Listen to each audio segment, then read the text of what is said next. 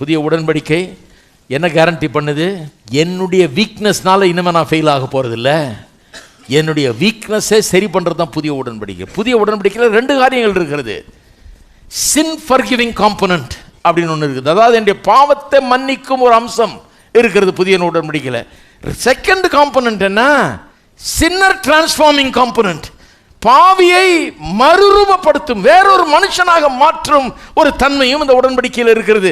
நிறைய பேருக்கு சின் forgiving component தான் தெரியும், சின்னர் டிரான்ஸ்ஃபார்மிங் காம்பனன்ட் தெரியாது.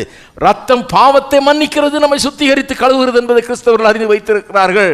ஆனால் பாவியாக இருக்கிற மனுஷனை தேவனை வணங்கவோ சேவிக்கவோ கீழ்ப்படியவோ அவருடைய வழிகள் நடக்கவோ மனமில்லாத இருதயமில்லாத மனுஷனை புதிய இருதயத்தை கொடுத்து அந்த வழிகளில் நடக்க செய்கிறது தான் புதிய உடன்படிக்கை.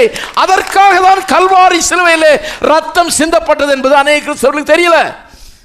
ரெண்டு காம்பனன்ட்ஸ், ஒன்று சின் ஃபர்கிவிங், சின்னர் டிரான்ஸ்ஃபார்மிங், பாவத்தை மன்னிப்பது மற்றும் பாவியை மறுரூபப்படுத்தி வேறொரு மனுஷனாக மாற்றுவது. இந்த ரெண்டு மடங்கு இருக்கிறது. அதுதான் இந்த வசனம் சொல்லுது பாருங்க. உங்களை என்ன வாக்குறாராம்? சகலவித நற்கரியில் சீர்பொருந்தினவராக ஆக்குவார். அதாவது he equips you. கர்த்தருக்காக வாழ முடியாமல் இருந்த பாவியை எடுத்து கர்த்தருடைய சித்தத்தை செய்ய, அவருடைய விருப்பத்தின்படி நடக்க, அவருடைய வழிகளில் வாழ அப்படிப்பட்டவனாக மாற்றி தருகிறார். அவனை ஆளையை மாற்றுகிறது இயேசுவின் ரத்தம். அதுதான் இங்கே சொல்லுது. புதிய உடன்படிக்கையின் ரத்தம் பண்ணுறது வெறும் பாவத்தை மன்னிக்கிறது இல்லை. மன்னிச்சு விட்டா அதே மாதிரி தான் இருப்போம். நம்ம பாவியாக தான் இருப்பான்.